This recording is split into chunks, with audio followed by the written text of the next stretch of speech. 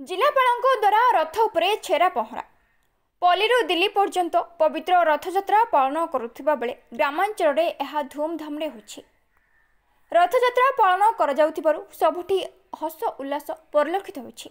Shergarh block अलारीगढ़ ठारे गंजाम जिलापाल दिव्यज्योति परिडा छेरा पहरा करने सह रथटाणा कार्य जोग देथिले। प्रातः काल तीन ठाकुरों देवनीति समापन पर रथारूढ़ समस्त ग्रामवासी श्रद्धालु भक्तों ग्रहण में घंट काहाली मृदंग कीर्तन माध्यम तीन ठाकुरों रथारूढ़ कर प्रभुंकर रथनीति सरिबा परे चारमाळ फिटा जाई रथटଣା कार्य बड़दाण्डरू आरंभ होइथिला। बड़दाण्डर उभय पार्श्वे अवस्थित समस्त बासिंदा दाण्ड द्वारे पूर्ण कुंभ बाढ़ी दीप प्रज्वलन करने सह स्वागत और भोग अर्पण करथिले।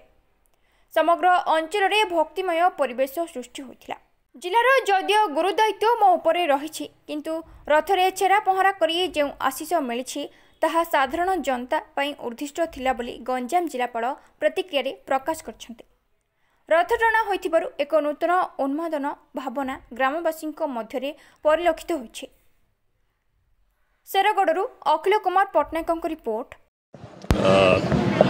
मो पाई बहुत सौभाग्यर कथा आज महाप्रभुंकर पवित्र रथयात्रा उपलक्षे मत सेवा करिवार गोटे मौका मिली एवं महाप्रभुंक पाखरे मु समस्तंकर मंगल कामना करुछि एवं रथयात्रा विभिन्न कार्य जो आज गंजाम जिले में होछि विभिन्न स्थान रे आज पवित्र रथयात्रा होछि तार सुपरिचालना केमती ठीक रे हो तापई समस्त प्रकार व्यवस्था कराई एवं निश्चित भाव में आउ थे मु महाप्रभु समक्षे समस्त मंगल कामना बहुत बहुत धन्यवाद। आज आम बहुत खुशी अच्छु प्रति वर्ष भाई वर्ष आज आम गंजाम जिलापाल महोदय आम थे उपस्थित रही छेरा पहरार कार्यक्रम में भाग नहीं।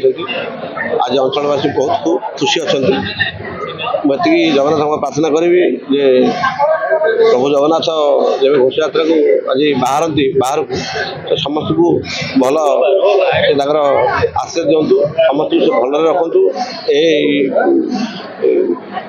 आज दिन में लोक को शांति फेरवाई जहाँ आवश्यकता पड़ू से आज आम ठाकुर घरे अनुसरण करूँ प्रार्थना करूँ जे आज दिन समस्त शांति रुँ ठाकुर से ब्लेसिंग रो।